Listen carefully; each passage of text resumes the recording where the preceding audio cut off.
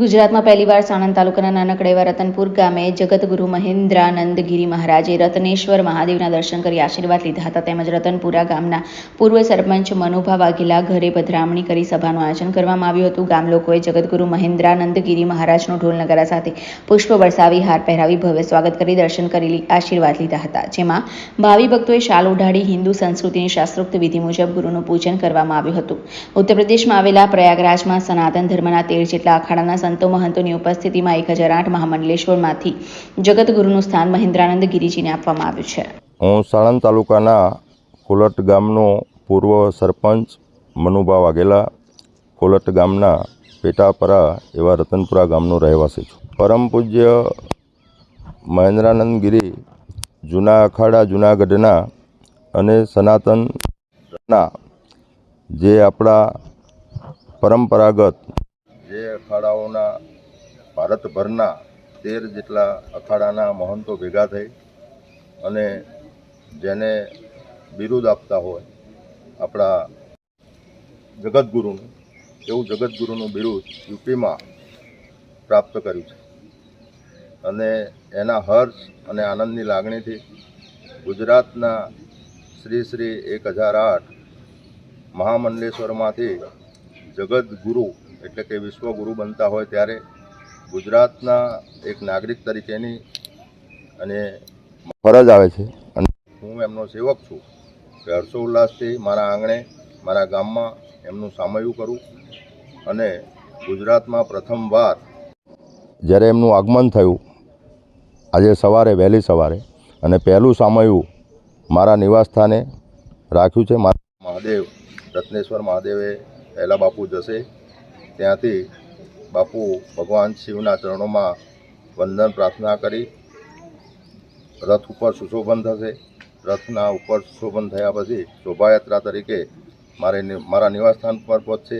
મારા નિવાસસ્થાને એમના આપણા હિન્દુ રીત રિવાજ અને સનાતન ધર્મ નીતિ નિયમ અનુસાર અમે એમનું પૂજા વિધિ અર્પણ કરશું, સાલ સન્માનથી સ્વાગત કરશું અને અમારા જીવનની ધન્યતાનો મોટો ગર્વ અનુભવીશું. અને સાથે સાથે પરમ પૂજ્ય બાપુ મહેન્દ્રાનંદ ગિરીના ચરણોમાં વંદન કરી ધન્યતા અનુભવીશું. અમારા ગુરુ મહારાજના આશીર્વાદથી શ્રી પંચદશનામ જૂના અખાડા તેમજ અખાડા પરિષદના સદસ્યો અને કાશી સુમેરી પીઠના શંકરાચાર્ય દ્વારા અમને જગતગુરુ ગર્ગાચાર્યની પદવી એનાયત કરવામાં આવી છે. જે અમારા કામોની સમીક્ષા કરી અમે જે રીતે સનાતનની અંદર કામ કરી રહ્યા છીએ એ પ્રમાણે એનું ધ્યાન આખા અખાડા પરિષદ અને તમામ સંતોએ મળી એનું મૂલ્યાંકન કરીને અમને આજ ગઈકાલે પ્રયાગરાજની અંદર જે સાધુ સંતોમાં સર્વસ્વ પદ કહેવાય છે એવું જગતગુરુનું પદ અમને આપવામાં આવ્યું છે. ને ખૂબ જરૂરી છે અત્યારના યુવાનોની અંદર જે પ્રકારે પશ્ચિમી સંસ્કૃતિનું એક આખું કલ્ચર ઊભું થઈ રહ્યું છે, જે વાતાવરણ ઊભું થઈ રહ્યું છે, જે ખરેખર આપણી સંસ્કૃતિ માટે ખૂબ હાનિકારક છે, સનાતન માટે ખૂબ હાનિકારક છે. તો એ કાર્યોની અંદર તેમજ યુવાવસ્થાની અંદર દોડધામ થઈ શકે, જ્યાં પણ જેવી રીતે પહોંચવું અને સનાતનનું કામ લઈને જવું હોય તો જઈ શકાય. એ બધા જ વિષયોને ધ્યાનમાં રાખી અને અખાડાએ મને જગતગુરુનું પદ અર્પણ કર્યું છે.